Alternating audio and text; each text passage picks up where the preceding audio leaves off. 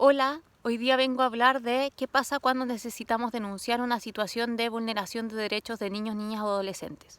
¿Qué tipo de situaciones se pueden denunciar? ¿Qué tipo de canales tengo para denunciar? ¿Y cuál es el procedimiento que continúa una vez que hago la denuncia?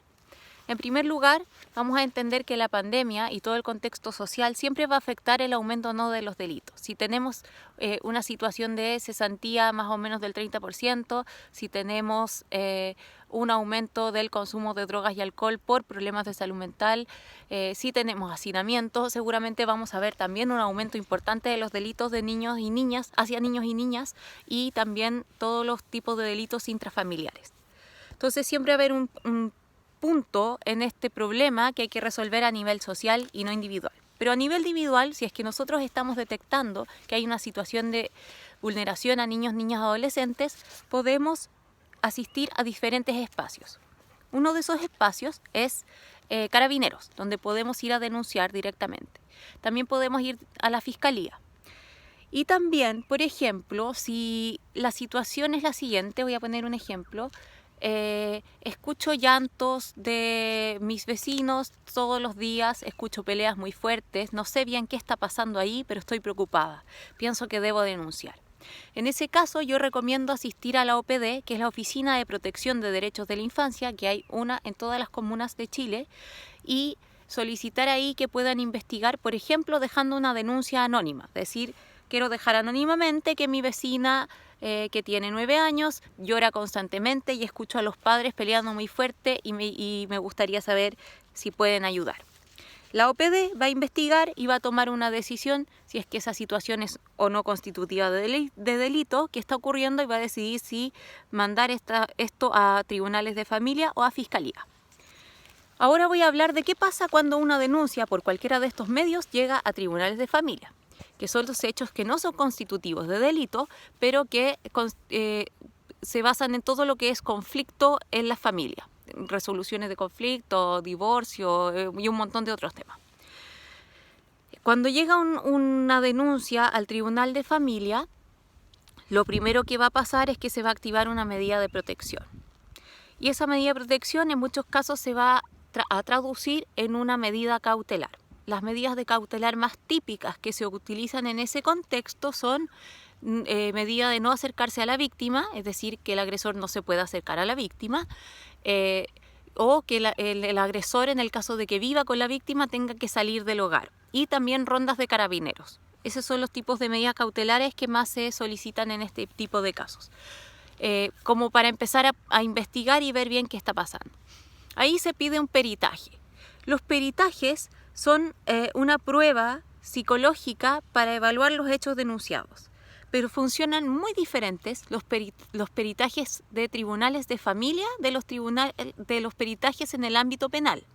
Voy a explicar ahora los peritajes en el tribunal de familia, que se utilizan para evaluar habilidades parentales, o sea, ver si es que los padres están cumpliendo bien o ejerciendo bien su rol parental como para darle el cuidado adecuado al niño, niña o adolescente, y también se va a evaluar el nivel de daño o cómo está el niño, qué es lo que está necesitando. Esas dos evaluaciones se hacen para decidir qué tipo de programa o qué tipo de espacio se activa para trabajar con ese niño, niña o adolescente y su familia. Y aquí es donde aparece Sename. Sename tiene lo que muchos conocemos, que son las residencias, pero no solamente las residencias, también tiene lo que son las OCAs, programas colaboradores de Sename, que son programas que licitan a Sename, es decir, que concursan para poder entrar y que tienen especializaciones en distintas áreas. Por ejemplo, hay programas que trabajan solamente con adolescentes, hay programas que trabajan más en el acompañamiento educativo, hay programas que trabajan con reparación de maltrato grave en los casos más complejos, y hay programas que, como les decía, hacen solamente los peritajes también. Una vez que está hecho el peritaje, se va a evaluar, por ejemplo, si los papás tienen las habilidades suficientes como para poder hacerse cargo de ese niño, niña o adolescente. En el caso de que haya una situación muy extrema, muy extrema, es probable que ese niño vaya a una residencia. Por lo general, que un niño llegue a una residencia es un proceso largo en que se intentan otras formas antes de que eso suceda, pero obviamente hay excepciones. Finalmente, una vez que el niño, niña y su familia entran al programa, se hace un proceso de reparación o el proceso terapéutico que sea el adecuado para ese caso y se termina ese proceso. Fin.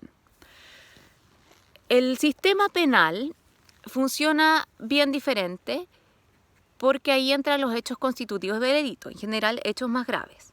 Aquí lo que se activa no siempre es un peritaje. La primera evaluación, el primer contacto va a ser para un usuario una llamada desde la URAVIT, que es un programa donde trabajan psicólogos y trabajadores sociales para indagar un poco más en el caso, poder hacer un acompañamiento y ver también si es que es necesario hacer una derivación o programa o vincularse, no sé, en el caso por ejemplo de que la situación sea la siguiente: una madre está sufriendo grave violencia intrafamiliar y el niño y la niña están viéndose expuestos a esta violencia y por lo tanto es muy importante para continuar con ese caso que la mamá deje de sufrir esa violencia. Por lo tanto yo tengo que comunicarme con el Centro de la Mujer para que esa mamá salga de la casa y pueda estar en una casa de acogida.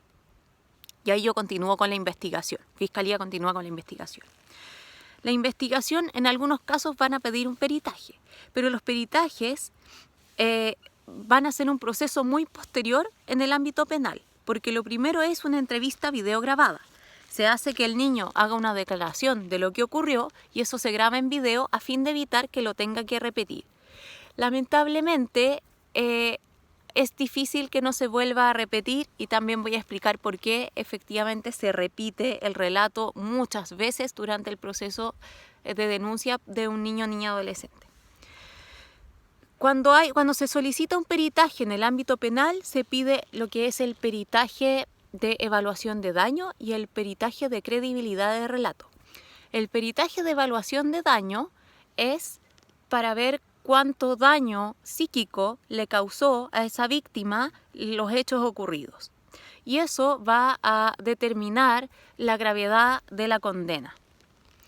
Lo segundo que se verifica o se ve a través del peritaje es la credibilidad del relato, en que se va a pedir al niño o niña adolescente que vuelva a contar las situaciones vividas. Ese ojalá sea pronto, pero no siempre ocurre pronto.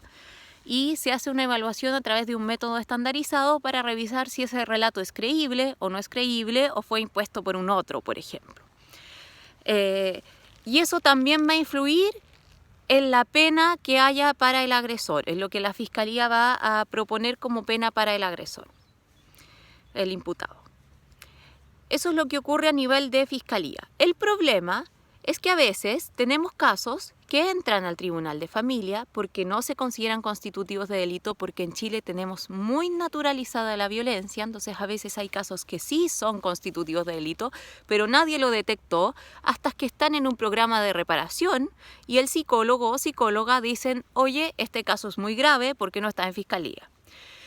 Cuando pasa eso, el proceso de Fiscalía está muy colapsado, está muy lento. Por lo tanto, a veces pasa un año en que el niño o niña adolescente ya está terminando su proceso de reparación y lo llaman de Fiscalía por un peritaje. O lo llaman de Fiscalía para que vuelvan a revisar alguna declaración. ¿Y qué hace eso? Revictimiza. Asimismo, también los programas y los tribunales de familia tienen mucho colapso. Entonces, a veces el niño contó, fue al tribunal, lo atendieron, vieron su caso, pidieron la medida cautelar y pasó 6 meses y recién hubo un espacio para poder reparar esa situación y evaluar qué estaba pasando. Entonces, todo ese proceso está muy colapsado, por lo tanto podemos estar mucho tiempo. Con esto no quiero desincentivar a que hagan las denuncias. Creo que es muy importante hacer las denuncias, porque creo que también hay que levantar la necesidad de mejorar el sistema, la necesidad de aumentar espacios donde podamos revisar estos casos, entender que un niño no puede estar 6 meses esperando a que lo atienda un psicólogo por reparación de un maltrato. Cuando hay una situación de maltrato grave, un abuso sexual, la sintomatología es fuertísima, es muy difícil manejarlo, genera mucho malestar y es un daño en sí mismo que no estemos reparando esas situaciones. Entonces los invito a igual realizar las denuncias. exigir que se les informe lo que está pasando y lo que se está haciendo en los casos de denuncia, y por supuesto también entender que si bien la denuncia es importante y que en muchos casos terminan en la cárcel, otros no les pasa nada y otros quedan ahí mismo, y efectivamente eso genera una frustración y una exposición. Pero cuando hacemos una denuncia también estamos indicando que ese agresor o esa agresora es una persona peligrosa y eso queda registrado, se puede revisar especialmente en fiscalía, y eso también da antecedentes si es que hay una nueva denuncia para que no vuelva a ocurrir un hecho como ese. Eso les quería comentar, espero que se haya entendido y perdón por lo largo del video.